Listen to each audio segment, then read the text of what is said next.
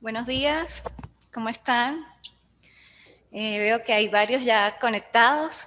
Bueno, es un placer continuar con estos procesos de conocimiento y seguimos pues con la clase del sábado anterior, que pues lamentándolo mucho por razones técnicas hubo como un bajón de energía eléctrica y pues la conexión se perdió, ¿no? En esa oportunidad habíamos quedado en lo que es la función preventiva del derecho penal. Hablábamos del concepto de derecho penal, de cuáles son los fines del derecho penal contemporáneo. Vamos como a repasar un poquito eso, ¿no? Si hablamos de lo que es el derecho penal, conjunto de normas de carácter punitivo que regulan la conducta del hombre y que establece una sanción penal o una pena por el cometer un hecho delictivo. ¿Sí? Ok. Entonces decíamos que eso era el concepto de derecho penal y que dentro de ese concepto de derecho penal que regulaba la conducta del hombre y que establecía las penas por cometer hechos delictivos o delitos, pues hablábamos de lo que era delito. Si se acuerdan de lo que yo dije que era delito en su sentido jurídico, que delito es todo acto típicamente antijurídico, culpable e imputable a un hombre y castigado con una pena. Ese concepto que abarca pues los elementos del delito o los elementos positivos del delito y que también surgen los elementos negativos a su vez. Pero que eso es parte pues del derecho penal general que ustedes ya lo tuvieron que haber visto, pues sin embargo pues lo estamos repasando. Y dentro de ese delito, pues hablábamos inclusive, bueno, una parte del temario como tal habla de lo que es el principio de culpabilidad como tal, o qué es la culpabilidad. Entonces, la culpabilidad es el juicio de reproche, efectivamente de poderle atribuir a esa persona que cometió un hecho delictivo la capacidad de reprocharlo en el mundo jurídico. Dentro de esa culpabilidad, entonces hablamos de teorías o de aspectos determinantes de la culpa. La culpa consciente o la culpa general, la intención o el dolo. ¿Okay? ¿Se acuerdan lo que es la culpa? ¿Qué es la culpa? Como elemento de la teoría general del delito, del principio de culpabilidad. Buenos días, doctora. Buenos días, doctora, ¿cómo está? Bien, Bien, aquí un gracias. poquito encaminándome. Pues culpa es aquello que se le atribuye a la persona que ha cometido un delito. La misma pues se probará a través de las actividades del juicio, darán si es culpable pues o inocente, pero ella es como decir el inicio del procedimiento que se le va a aplicar a la persona que se le está imputando un hecho. Ok. Gracias, doctora. Sí, más o menos es por allí. Sí, en definitiva eso, el principio de culpabilidad es el juicio de reproche, ¿no? Inclusive la capacidad que a veces tiende a confundirse con la imputabilidad, la capacidad de poder atribuir a esa persona ese hecho delictivo. Como elemento del delito necesariamente tiene que darse. Si no se daría, pues lógicamente no existiera el delito y afectaría el principio de legalidad, que es lo que vamos a ver luego. Entonces, dentro de esa culpa, la culpa a veces tiene sus propios elementos, ¿no? Cuando hablamos de inclusive lesiones culposas, homicidios culposos, los elementos propios de la culpa, entonces puede ser por imprudencia, por inobservancia de las leyes o por ignorancia de las leyes. Sin embargo, hay un principio que dice que la ignorancia de la ley no es causa de su cumplimiento. Pero los dos fundamentales o los que más de manera en la práctica forense se dan es eso por imprudencia o inobservancia de las leyes cuando hablamos a veces de homicidios culposos, que efectivamente lo más común es la violación de leyes de tránsito, cuando uno va en vías y en vez de desacelerar y vemos que el semáforo está en amarillo, lo que hacemos es acelerar.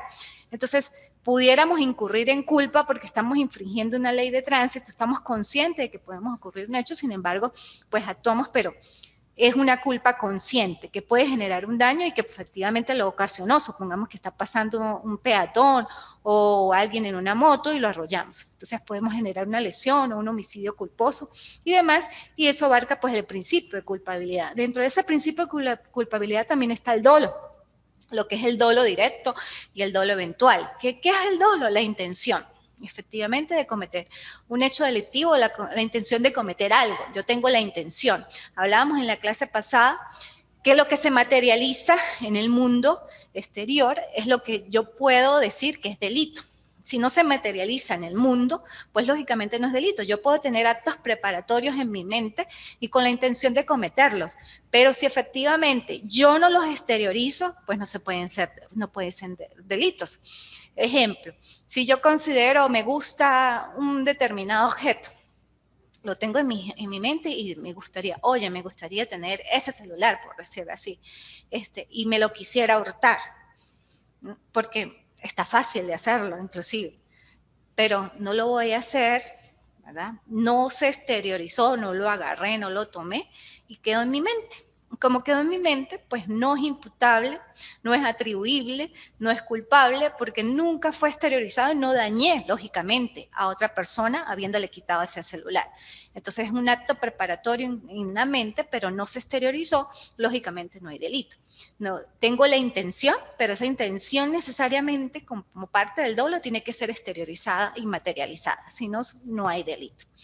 Eso es el dolo genérico, dolo directo, tener la intención y ejecutarla. Ya cuando hablamos del dolo eventual, que es algo muy discutido, ¿no? A nivel doctrinario y demás, que si se da, si afecta al principio de legalidad, si no afecta al principio de legalidad, o sea, el dolo eventual y ya por una sentencia de la Sala Constitucional de materia vinculante, pues es considerado como parte de los delitos del catálogo del delito, como una categoría especial y que lógicamente no afecta al principio de legalidad y perfectamente se puede condenar a una persona por dolo eventual, por decir, homicidio intencional a título de dolo eventual. ¿Pero qué es el dolo eventual? Es tener la intención, pero no de manera tan directa, sino tener representada en su mente de que con su accionar puede cometer un hecho delictivo, sin embargo lo ejecuta. Un ejemplo, y el ejemplo más común que inclusive a nivel de doctrina está, es el hecho de que yo esté departiendo en una fiesta o en un determinado lugar y que esté bajo la ingesta de bebidas alcohólicas y siga en la ingesta de bebidas alcohólicas, me sobrepase en ese consumo de bebidas, agarre mi vehículo, lo tome y esté en velocidad, la velocidad al máxima. Y aparte de que estoy con bebidas alcohólicas, velocidad máxima, estoy transitando por una vía, una calle que es un solo sentido y voy en contravía. Entonces prácticamente estoy haciendo 3 cosas irregulares: consumo de bebidas alcohólicas, velocidad alta y en una calle que es un solo sentido. Entonces estoy consciente de eso.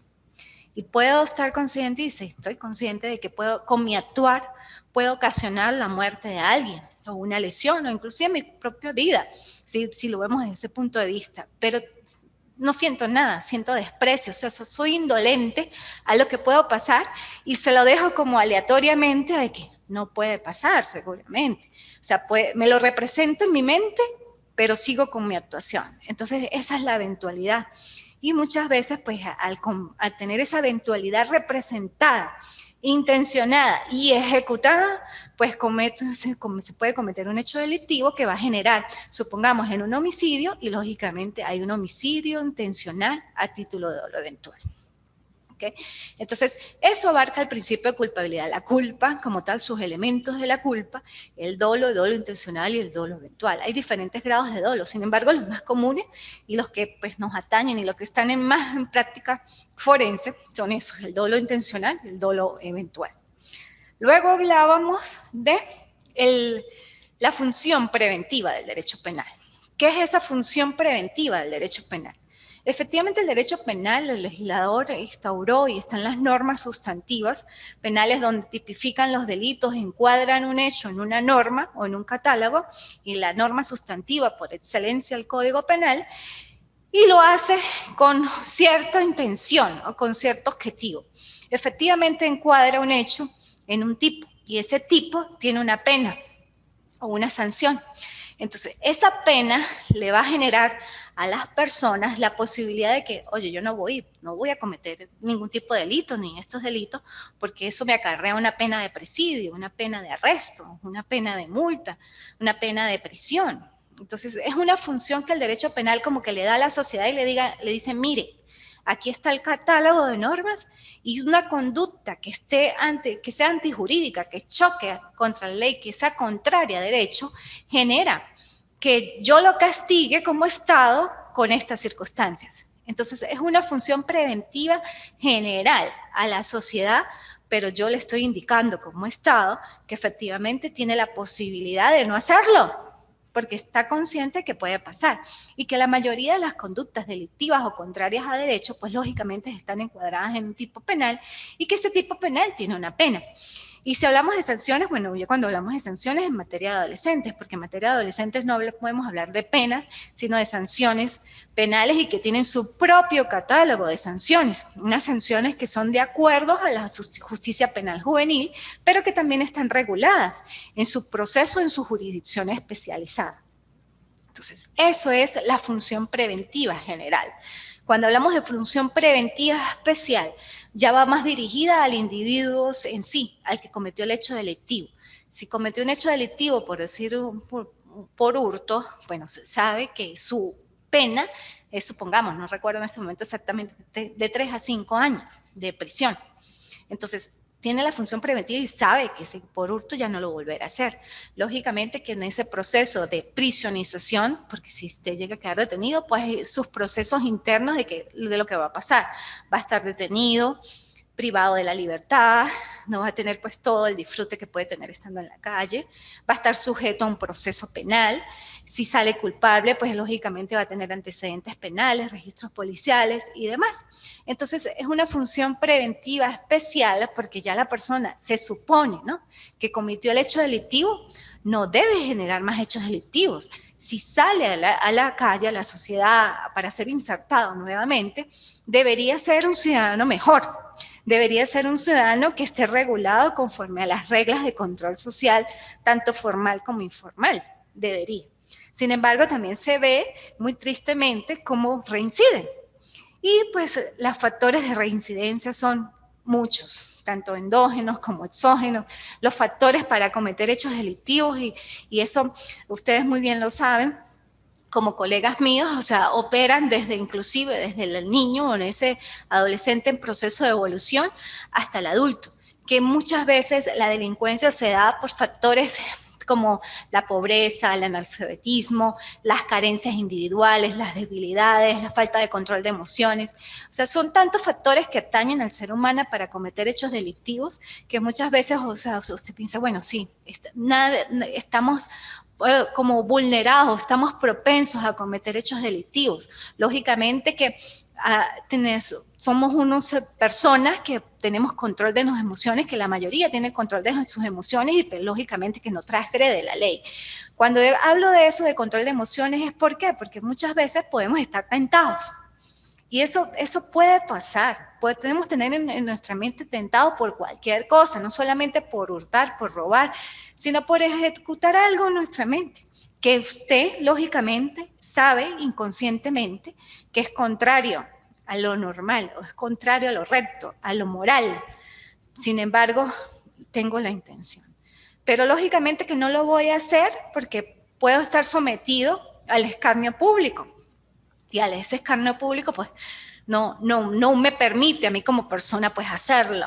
Entonces, ese ser humano se retrae y evita cometer hechos delictivos porque tiene control, tiene conciencia de sus emociones y sabe lo que puede hacer, que va a ser una conducta contraria a derecho, antijurídica, que va a converger los elementos del delito, la acción, la tipicidad, la antijuricidad, la culpabilidad, la punibilidad, la penalidad, y dentro de eso, pues lógicamente la imputabilidad porque tiene razón y uso consciente de sus facultades para cometer el delito y que pues va a ser castigado, lógicamente. Entonces, el Estado efectivamente a través de esas funciones, a través de ese establecimiento de penas y sanciones para los adolescentes y el catálogo inclusive en otras áreas del derecho, como las administrativas, tributarias, que son multas y demás, pues le establece la posibilidad, la prevención general y la provisión especial del derecho penal. Eso en definitiva es lo que hablábamos de la función o de las funciones preventivas. Entonces prácticamente la unidad 1 del derecho penal en general está pues completa, en la plataforma está todo el contenido desmembrado y pues los invito a que ustedes lo revisen. También es importante que ustedes revisen bien la plataforma y verifiquen si están debidamente matriculados. Es parte inclusive de la clase para yo tener en el momento de evaluar la consistencia plena de que lo que están allí son los efectivamente matriculados y que no se me pueda pasar a mí algo, ¿no? O que queden sin su debida calificación.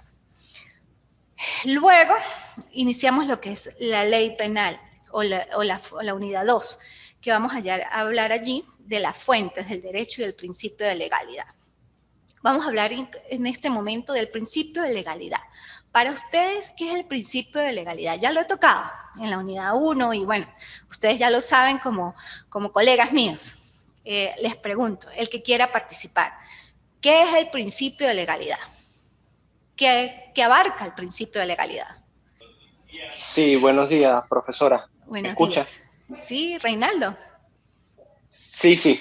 Ajá, Buenos días. Reinaldo. Bueno, para mis colegas y todos, el principio de legalidad abarca simplemente que todo aquello que no esté penado, que no esté, digamos que no esté escrito, que no esté sancionado como delito, efectivamente no puede considerarse como tal. Es decir, aquí hacemos mención a lo que es el nulo un crimen, nulo pena sine lege. De que efectivamente no hay crimen si no hay ley. Básicamente a este principio de legalidad se va a ir también de que va mucho de la mano con todo lo que en conjunto compone la ley penal, porque en base a eso, lo que tiene que ver con retroactividad de la ley, todas esas cosas, siempre van a estar fundamentados en base a este principio y que no puede estar contrario, no puede ser contrario a ese principio como tal. Exacto, doctor Reinaldo. Muchas gracias. ¿Alguien más que quiera participar? Ya la doctora Leida por Doctora allí dijo que efectivamente todos los Yuraima, actos deben estar conformes a la ley. Ajá. Derivé. Yuraima. Yuraima, Doctora, doctora. también aunado a lo que dice el compañero de que todos tienen que estar unidos a la ley, ahí es donde también entra el principio del debido proceso, donde todo acto tiene que seguir unos lineamientos, tiene que seguir un procedimiento y todo apegado a la ley. Exacto. Así es. Sí, en definitiva general ese es el principio de legalidad. O sea, todo debe encuadrar o debe tener un respaldo en una ley que lo sustente. En materia penal, eso es parte primordial. Si hay un acto o una actuación de nosotros como seres humanos que no se encuentre regulado en algún tipo penal, pues no se puede ser considerado delito, ni falta, ni que nada, no hay delito, no hay forma de poderlo juzgar. Sin embargo, pues soy bastante enfática en cuanto a eso. La mayoría de las conductas del ser humano están reguladas, sea en la norma sustantiva penal por excelencia en Venezuela, que es el Código Penal venezolano, o sea en las leyes especiales, ley orgánica, ley contra la corrupción, ley contra la contrabando, ley penal del ambiente, ley orgánica para la protección de niñas, niñas, adolescentes. O sea, cualquier hecho que esté generado por el ser humano se encuadra. Es algo muy difícil o una línea muy delgada que uno puede decir, no, esto no, un tipo. Sin embargo, sí existe uno que otro que de verdad no se puedan cuadrar, pero sin embargo, pues nosotros como operadores de justicia o partes intervinientes en el proceso penal, debemos buscar la forma de poder encuadrar y sobre todo el fiscal del Ministerio Público como titular de la acción penal en el momento que se instaure un proceso y que se verifique la presunta comisión de un hecho delictivo, pues lógicamente él tiene que encuadrar esa esa comisión de hecho delictivo en esa persona presuntamente responsable o que pudiera comprometer su responsabilidad en un tipo penal. Si no lo existe, pues lógicamente tiene que generar un sobreseimiento, solicitar que se decrete el sobreseimiento por el ordinal 2, que es un hecho atípico. Sin embargo, es algo muy probable que sí se consiga, ¿no? Esa tipo y que no afecta el principio de legalidad porque efectivamente debe encuadrar. Pero es eso. No se puede castigar a una persona por un delito que no esté o una falta que no esté contemplada en la ley. Y es la parte primordial. De hecho, ha salido mucha doctrina, jurisprudencia sobre eso y hablábamos del dolo eventual, que inclusive para ser parte determinante, pues hubo interpretación a través de la Sala Constitucional con respecto a eso y efectivamente ella dijo que no afectaba el principio de legalidad y que era una categoría dentro de la generalidad del dolo. Ahora las fuentes del derecho penal. Como ustedes saben, en materia de derecho penal, y entre todas, siempre se habla de que las fuentes del derecho penal, ya lo saben, la costumbre, la analogía, los principios generales del derecho, la jurisprudencia, la ley. Si hablamos de la ley, bueno, todo acto normativo generado por la Asamblea, la costumbre, que existen 3 tipos de costumbre, la contralegen, la secundalegen, la praeterlegen. Entonces hablamos de la costumbre, contralegen, praeterlegen, secundulegen. La secundulegen de acuerdo a la ley, la contralegen contraria a la ley, la praeterlegen más allá de la ley, ¿no? Sin embargo, bueno, en materia de derecho casi siempre lo que se aplica, se verifican una serie de circunstancias, pero en materia de derecho penal es muy difícil. Podría volver a repetir, o sea, sí, tienes razón, exactamente, no hay crimen si no hay ley. ¿Quién es? El que está participando. Es muy importante que en estos procesos de socialización, más que son tecnoformativos, y que a veces, pues bueno, las comunicaciones pudieran ser lentas, igual pues respetemos los canales y me indiquen cuál es el participante. Buenos días. Buenos días. ¿Me escucha? Sí, sí. Bueno, en torno a lo que usted venía diciendo de el dolo, de el principio de legalidad, de que si no hay principio de legalidad se estaría sentenciando en un sobreseimiento atípico, lo cual es absolutamente viable porque toda fuente o todo delito tiene que estar enmarcado dentro de una norma legal, dentro de una normativa jurídica. También se podría establecer la parte de la parte consuetudinaria y la parte de la jurisprudencia, que son sentencias emitidas la jurisprudencia son sentencias emitidas por los tribunales. Entonces es muy importante resaltar esa parte de la tipicidad de las leyes, porque enmarca dentro del principio de legalidad que actualmente se está ventilando, sin menoscabar, por supuesto, el debido proceso, el cual está debidamente consagrado dentro de nuestra Carta Magna. Entonces es muy importante lo que se está hablando en torno a esa concatenación del dolo, donde es esa voluntad consciente y encaminada hacia la perpetración de un delito y donde si no está debidamente apegada a la ley, pues obviamente no existe un hecho punible, por lo cual pues no hay pena que castigar, no hay sanciones. Y muy importante la parte de la logna en torno a las sanciones, porque como se está viendo en la parte del derecho penal general, los adolescentes pues solamente se sancionan mientras llegan a su titularidad, mientras llegan a su mayoría de edad. Exactamente. ¿Cuál es tu nombre? Hilda Borges. Doctora Hilda, exactamente, sí. Sí, doctora, todo eso tiene razón, efectivamente, pues el principio de legalidad es muy, muy importante y sí también tiene razón en cuanto a la jurisprudencia, pero hay que tener en cuenta que solamente para que la jurisprudencia pueda acatarla, el operador de justicia tiene que ser necesariamente vinculante. Si no es vinculante, pues no podemos acatarla a los operadores de justicia. Es como una línea, sí, que nos redirecciona, o sea, es una función. Nos puede decir, mira, la sala penal, por decir, la sala de casación penal ha emitido esta jurisprudencia y que uno la puede aplicar en cierto sentido. Pero necesariamente para poderla aplicar y que sea considerada inclusive como ley, tiene que ser necesariamente emitida por la Sala Constitucional y que indique que es vinculante. Entonces, efectivamente es así. Bien, entonces, más o menos vamos claros si tenemos concatenación de lo que he explicado. Bueno, hablemos de otra fuente del derecho importante, aparte de la jurisprudencia, ¿no? Lo que es la doctrina. La doctrina es una fuente del derecho importante para emitir decisiones. ¿Por qué? Lo digo en un caso particular, ¿no? Hubo una vez un adolescente que efectivamente cometió un hecho delictivo y que producto de cometer ese hecho delictivo, pues cercena la vida de una persona. Posteriormente, bueno, se instaura ese proceso penal y hay razones suficientes para considerar que efectivamente ese adolescente fue el que dio muerte a esa persona. Sin embargo, no habían pruebas directas que comprometieran su responsabilidad. Entonces, ¿cómo se hace allí, efectivamente, para poder yo catalogar y verificar que esa persona sea la que cometió el delito, de que no se genere impunidad? ¿Qué harían ustedes? Hay un hecho cierto de que un adolescente una persona cometió un hecho delictivo, que la persona está fallecida, que se murió, pero nadie vio al adolescente entrar a la casa de esa persona. No lo vieron ni siquiera cerca. Solamente lo que se encontró fue que cerca del lugar donde se encontró el cadáver, 2 casas luego, había una ropa que estaba con sangre, y posteriormente a la siguiente casa era la casa de esa persona victimaria, o sea, del agresor.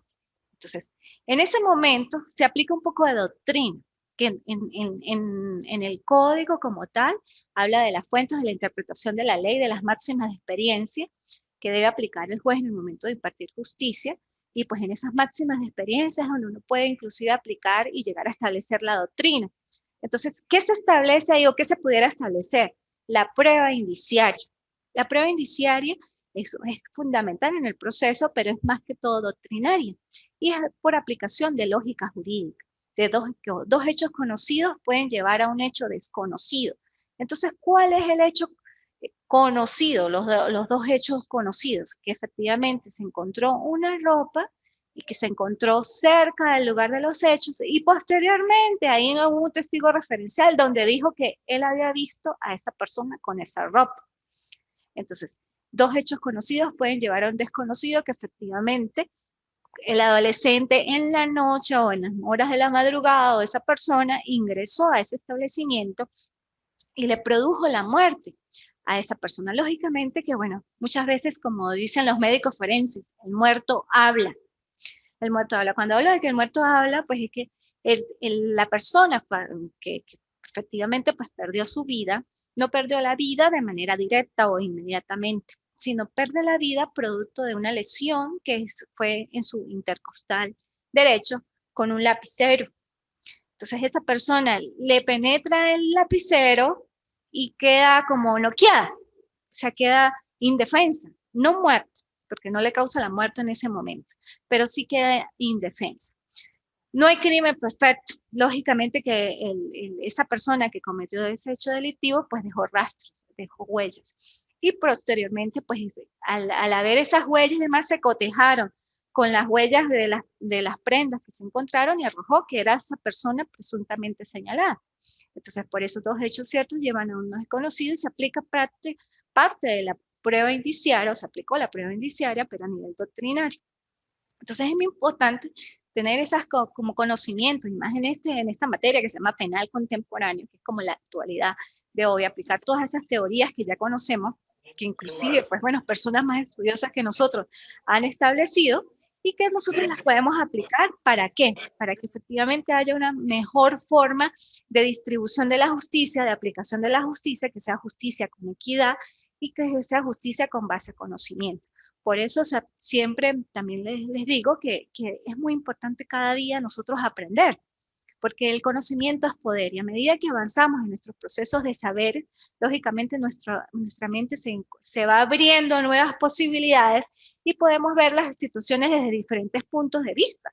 No solamente en mi caso particular como operador de justicia, sino como docente, como persona humana, como abogada en ejercicio, como ciudadana en común. Puedo hacer valoraciones, pero producto de conocimientos y no solamente conocimientos jurídicos, ¿ok? Entonces, bueno, muchachos, ya estoy terminando. Para que no se me corte la clase, los invito a que en la próxima clase veamos lo que es el concepto de la ley penal como tal, vamos a ver la interpretación, la ley penal en el tiempo, vamos a hablar de la extradición, la retroactividad de la ley más favorable y demás. ¿Tienen alguna duda con lo que hemos visto, con lo de la clase pasada? ¿O alguna duda con respecto a las actividades de plataforma? Doctora, todo perfecto, todo entendido. Muy bueno. María Raquel. Felicidades. Gracias, doctora. Igual. María Raquel. Profe, excelente. No, sí, le he entendido, y como yo también ya había hecho un mapa conceptual de lo que estamos haciendo en la plataforma, pues ya yo iba, mientras que usted iba hablando, yo iba haciendo mis chulos de cada cosa. No, pero sí, profe, excelente.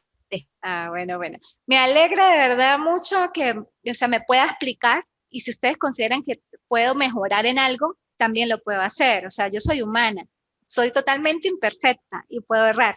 Entonces, si ven que puedo algo mejorar o hacer mejor, de verdad, estoy presta a ello. ¿ok? Me pueden Profe, me escribir. gusta porque usted nos vaya guiando con ejemplos y eso es algo que el ser humano es muy, capta más rápido.